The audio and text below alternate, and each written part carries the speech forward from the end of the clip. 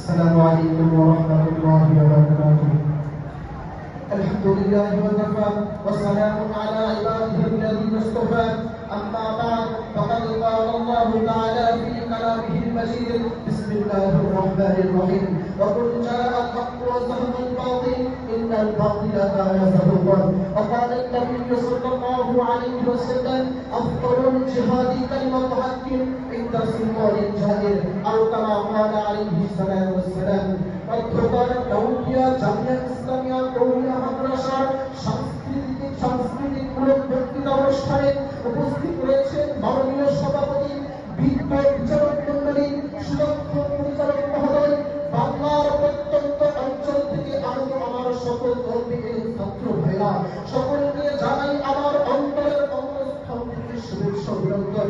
আজ ইসলামী ছাত্র পরিষদের পক্ষ থেকে অত্যন্ত যুগ উপযোগী বিষয় হিসেবে যে বিষয়টিকে নির্ধারণ করে দেওয়া হয়েছে তা হলো মুসলিম জাতির অধঃপতন ও উত্তরণের উপায়। উক্ত বিষয়কে সামনে রেখে কিঞ্চিত পরিমাণে আলোকপাত করার প্রয়াস চালানো সরকার। প্রিয় সংগ্রামী সাথী ও বন্ধুগণ আমার, আজ আমাকে এমন এক নাজুক পরিস্থিতিতে আমাকে আপনাদের সম্মুখে উপস্থিত হতে হয়েছে যেই সময়কে কেন্দ্র করে ভারতের গুজরাট, কাশ্মীর, পশ্চিমবঙ্গ সহ ভারতের অধিকাংশ রাজ্যে মুসলমানদের উপর অকথ্য জুলুম নির্যাতন চালানো হচ্ছে। মুসলমান নারীদেরকে রাস্তায় উলঙ্গ করে তাদেরকে ধর্ষণ করা হচ্ছে। মুসলমান যুবকদেরকে মূর্তির সামনে বলি দেওয়া হচ্ছে। মসজিদ মাদ্রাসাগুলোকে বুলডোজারের আঘাতে ঘুরিয়ে দেওয়া হচ্ছে। অপরদিকে যখনই আমি ফিলিস্তিনের মুসলমানদের দিকে তাকাই, অন্তরটা ব্যথায় কষ্টে ভেঙে যেতে চায়। অস্ত্র মোবারক গড়িয়ে পড়ে তাই মোবারক ভিজে যায়। কি অপরাধ ছিল আমার ফিলিস্তিনের মুসলমানদের? কেনই বা তাদেরকে অকথ্যভাবে হত্যা করা হচ্ছে? কি অপরাধ ছিল আমার ফিলিস্তিনের বৃদ্ধ পিতামাতা, অসহায় অপরাধ নারীদেরকে তাদেরকে কামানের আঘাতে আত্মবিক্ষত করে দেওয়া হচ্ছে?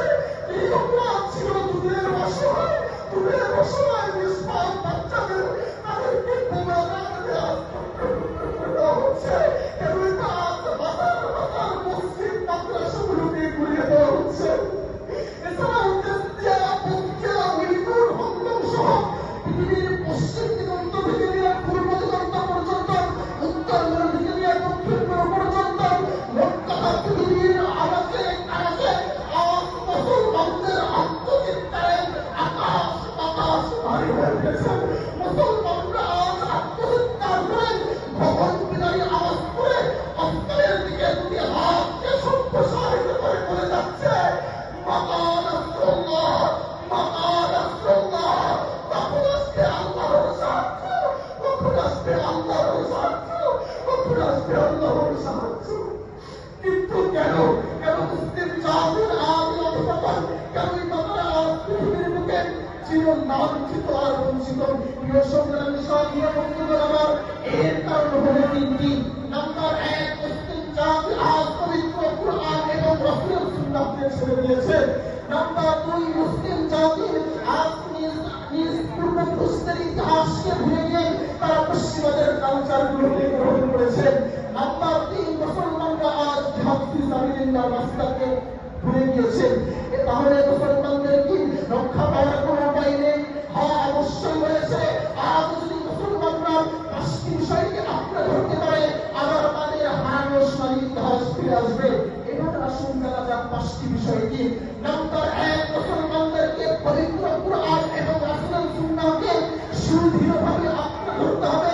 নাম্বার দুই, মুসলমানদেরকে শক্তিশালী মিডিয়া গড়ে তুলতে হবে। যেই মিডিয়া পৃথিবীর এক প্রান্তে গহীন আরণ্যের মধ্যে যদি কোনো মুসলমানের গায়ে ফুলের টোকা দেওয়া হয়, তাহলে তা বিশ্ববাসীর সামনে উপস্থাপন করবেন। নাম্বার দুই, ইহুদি খ্রিস্টানদের মদতপ্রাপ্ত জাতীয় সংঘকে পরিত্যাগ করে এক শক্তিশালী মুসলিম জাতীয় সংঘ